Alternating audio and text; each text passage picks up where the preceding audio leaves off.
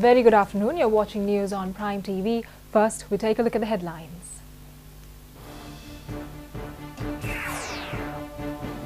The UN Human Rights Council makes queries on the treacherous statement made by the former army commander.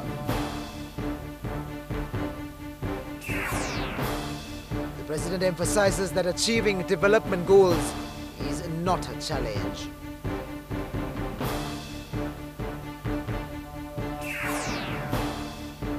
A Yuletide evening is hosted at Temple Trees.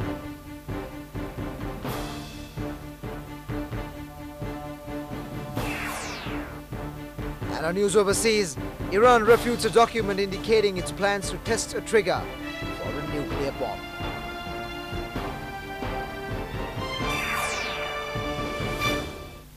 Now for the news in detail.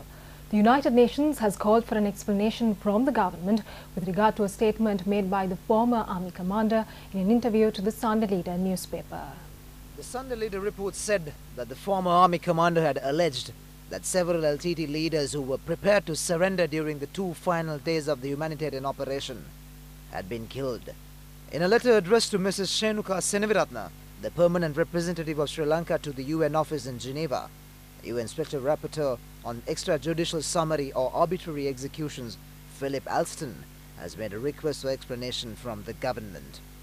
Minister J.L. Peiris, expressing his views on the issue, said the former army commander had betrayed the country and the security forces through this statement, and the government will have to provide explanation to serious allegations.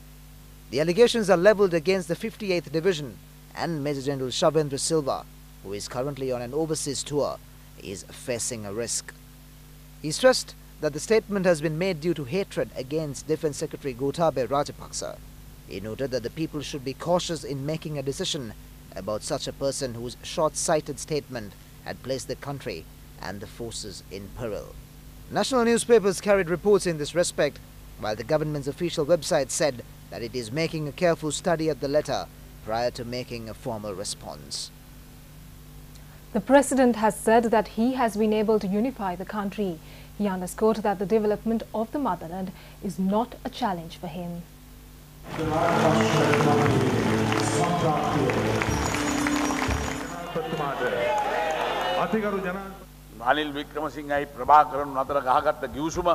He stressed that the agreement reached between Ranil Wickremesinghe and Prabhakaran was revoked to unify the country. LTT terrorism was eliminated and a peaceful environment created. Politicians today do not deal with the work already discharged or expected to be done.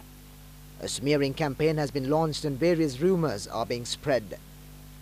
He said that this is because they cannot talk about economy or the development that is being witnessed in the country. The president observed that the people of Ruhuna sent him to parliament as they had placed their full trust in him and the brothers. The president expressed these views at a meeting at Temple Trees with the candidates who contested the provincial council elections.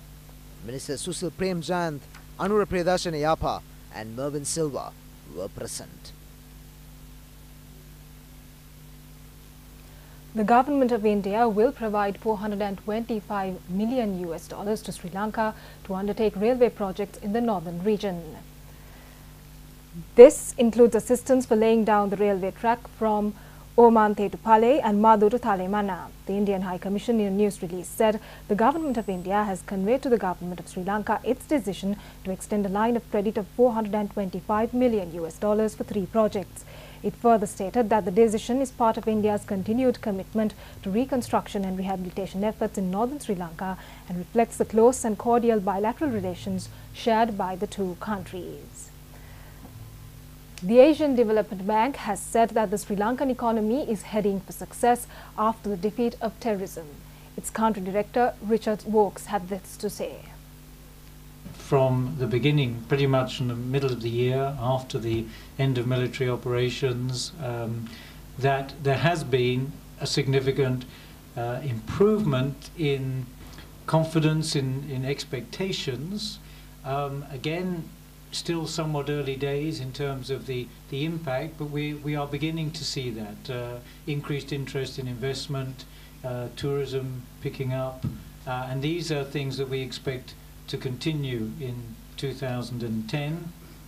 And as it mentions here, with that comes the prospect of much higher rates of growth. Although this year we still think 2009, and again Nahari will discuss this in more detail, that the growth rate is likely to end up at around 4.5%. With the defeat of terrorism on 19th May, growth has been clearly evident in several sectors of the economy. Investments are flowing into the country.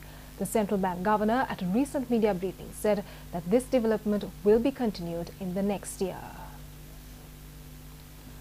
The Palestinians want President Rajapaksa re-elected. The Palestinians has appealed to all Sri Lankans and especially the Muslim community to re-elect him.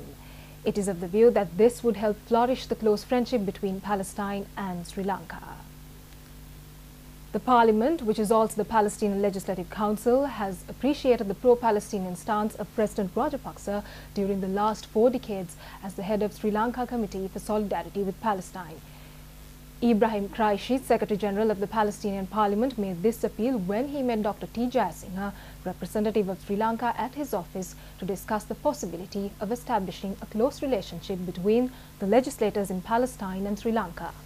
Apart from expressing solidarity, he noted that Sri Lanka is funding an education project in Palestine at the moment. He also mentioned about the 3 container loads of food, clothes and medicine sent to Gaza by the Solidarity Committee in Sri Lanka. President Mahinda Rajapaksa hosts a Yuletide evening. The Christmas celebration was held last evening at the Temple Trees.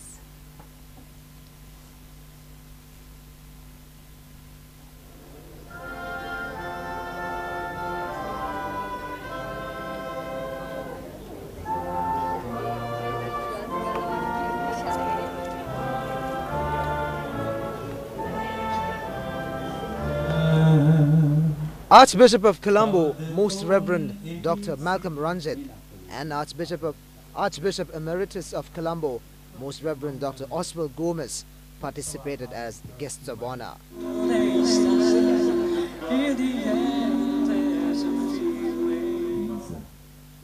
has given instruction to the relevant authorities.